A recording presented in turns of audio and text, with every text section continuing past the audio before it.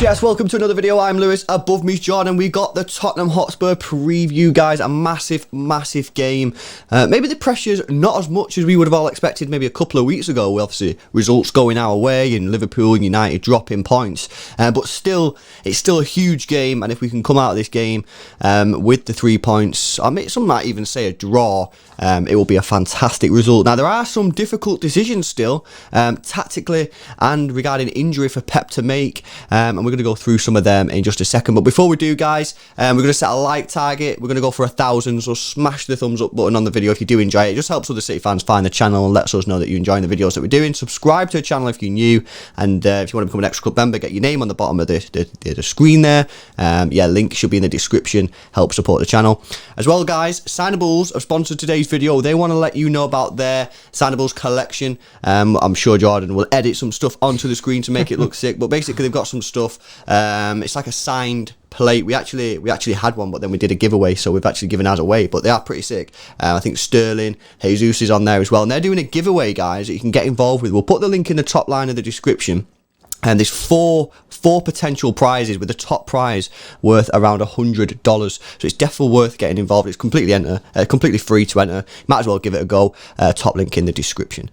Right, okay, Bray. I've just talked a long time then, but I want to get straight into it and talk about the injury situation.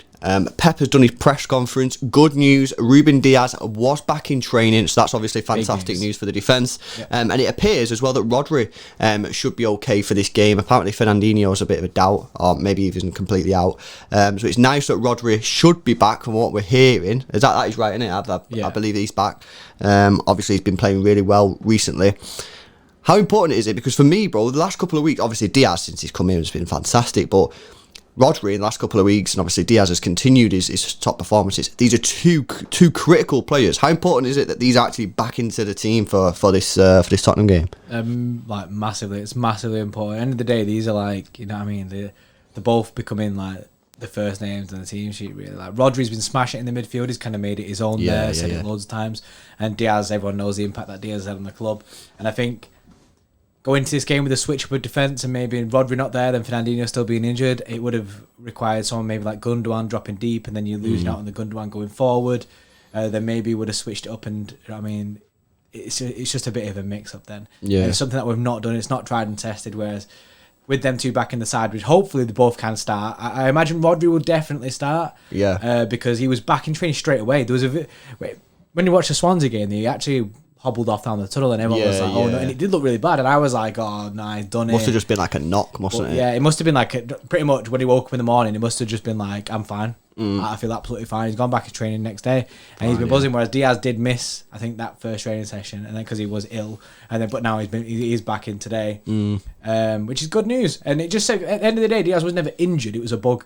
Yeah, so he should really, if he's fine today and he's been back in training, that should show that he's got over the bug, you know what I mean, the illness, the bad stomach or whatever, and he can just go straight back into it. I don't imagine him not starting tomorrow if he is there. So the good thing is though, bro, we're in this situation now, and I'm sure you guys can let us know if you agree, is that even if he was out, I'd still be confident in John Stones and Laporte coming into that team. That's a very, very strong, back two, So yeah, we're in a good place at the moment with centre backs, and with Ake hopefully not long away. I know he's not available for selection either. Pray for Ake. Yeah, exactly. But I hopefully he's not too long away, and then we'll be in a really, really strong position. Rodri, for me, the funny thing is he has been growing on me these last couple of months. I think he's been getting better and better, and I think people who've been watching the channel for a long time will have sort of seen our sort of. Our growth. Our sort of, our opinions on him have improved over time. And I think the best credit I can give him at the moment is when he got injured against Swansea. I was like, no. And obviously you don't want any player to get injured, innit? But when I seen him hobbling, I was like, that is not good. Because I do genuinely believe that Rodri's getting to the position now where he's just a genuine baller, and I think that he's mint and he's critical for our team. And let us know in the comment section below, actually, how important do you think Rodri is now to this team? I honestly believe that my opinion on it is improving. But at the moment, every game I seem to be watching him, he's getting better and better. Yeah, and he looks like he's more vital to the way this team runs. Yeah. Do you know what I mean? The engine at the back. And it's funny actually to say that. Like, we've been saying how much Rodri's improving. Pep came out today and was like speaking about Rodri and stuff, and he actually said that he's still young, and that's true. Pep says he's still making mistakes, and so in Pep's eyes, Pep's still seeing things. You know what I mean? That he thinks that's not quite right. That's not quite right, and that's good because Pep wants more from him, wants more improvements from him, which means that. What's perfection, you know what I mean? Yeah, so we are going to eventually see an even better Rodri to what we have now. Yeah, I thoroughly believe that. But the Rodri that we're seeing right now is decent, and I'm very happy. You know what I mean? In seeing him perform. Sorry. Right, let's move on to a position which I actually think is a really, really tricky decision, and it's the right back spot. Now, Kyle Walker played the game against Swansea. And obviously got the goal and had a good game. Obviously didn't have that much defending to do, in fairness, and obviously we were on top, so actually it was probably a game that you don't really want Kyle Walker in, a game where you're going to dominate the ball, you need creativity. Ironically, he actually got the opener.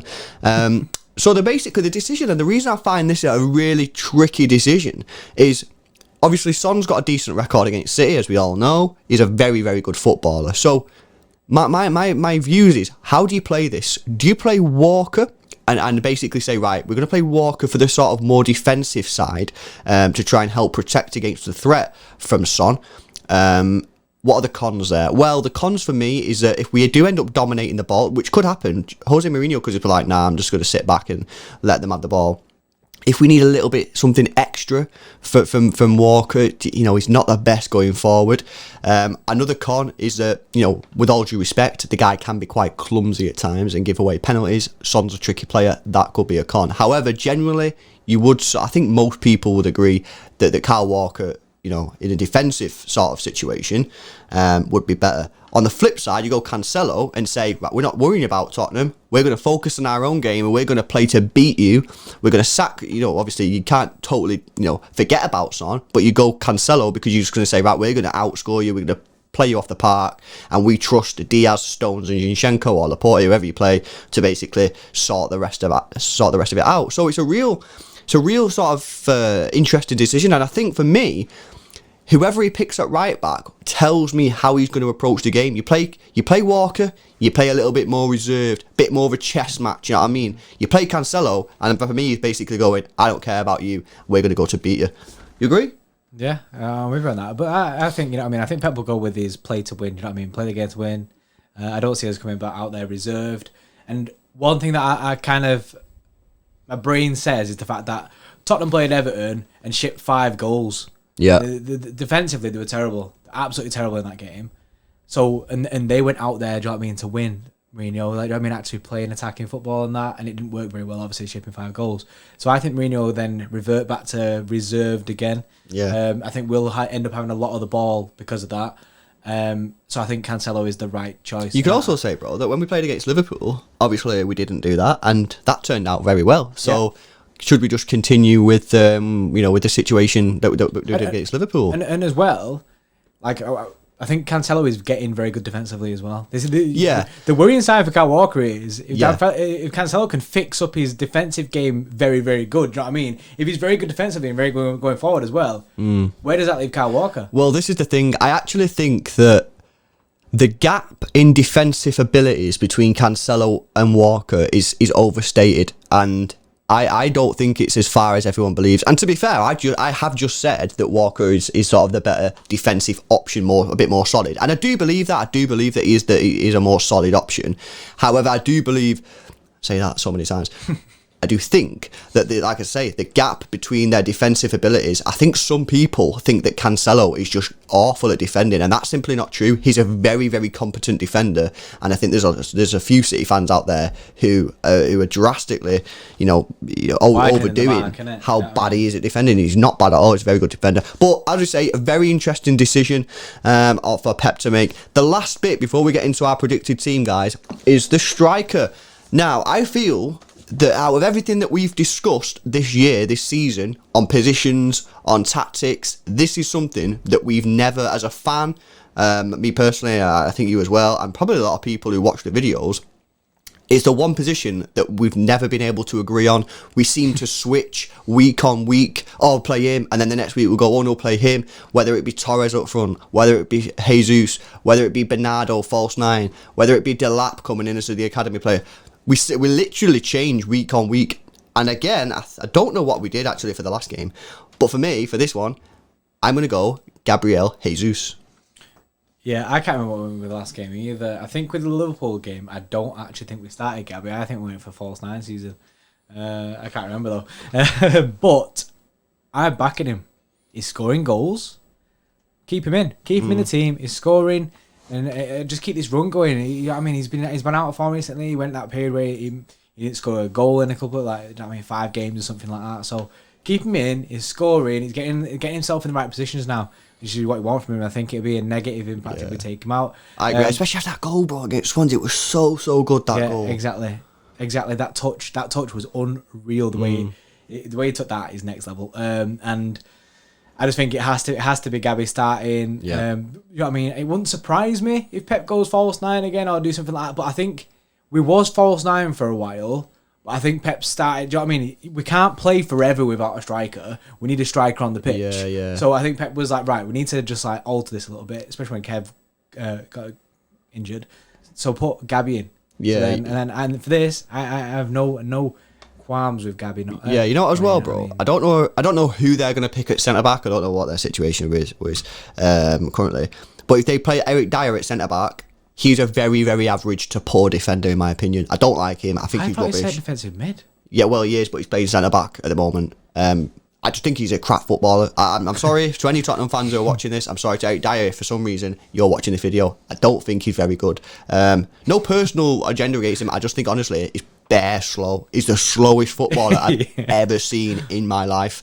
And I'd be saying to Gabby, get around him, mate. He gave a penalty in a way. One of the games that I watched recently, I can't remember who it was against, but it was a shocking, it was a terrible penalty to give away. I think he's not very good, and I'd be telling Gabby to get on him. But yeah, there are other options. Let us know what you think in the comment section below. Who would you start with up top for this game? Right, let's get into our predicted 11. Do you want to take the defence this time, Bray? Switch it up a little bit? Switch up, look sharp. Edison comes back in net. Obviously, I mean, Edison's a standout guy.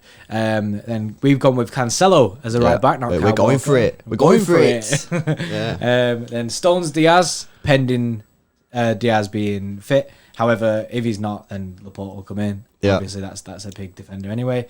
And then Zinchenko to retain the left back spot because I firmly believe that Zinchenko is our number 1 left back at the moment. Absolutely, yeah. Midfield, pretty standard as you would expect, barring any injuries. Rodri, Bernardo Silva and Ilkay Gundogan. Yeah, and then up top, the big up front three, we've gone with Sterling on the right wing. Nice to see right wing Sterling. Foden on the left wing because he's too important to miss out on any big game. Yeah. And Gabby Jesus up top to get the goals. Yeah, I don't think there'll be that many City fans who are not happy with that team. Maybe you could do 1 or 2 positions. Let us know in the comment section below if you would change that lineup. But I think that is pretty strong. It gives you a pretty solid back four. It gives Cancelo a little bit of freedom to move forward. It's going to be another massive game for Rodri because if Cancelo does push a little bit further forward, he might have to cover a little bit, depending on which side they're playing. It's going to be a huge game. Let us know your thoughts in the comment section below. We will be doing a mega stream on Saturday, so come along. We'll be doing the Leicester-Liverpool game for our tier 3 members if you want to get involved. Link in the description. I'll actually put the picture there this time. Yeah, you actually do it. And we'll also be doing our usual watch along on Saturday for this huge game. If we can get a point or 3 points out of this, it'll be a massive result. Give us your thoughts in the comment section below. Shout out to Signimals, get involved. Their competition, the link is in the description, and we'll see you in the next one.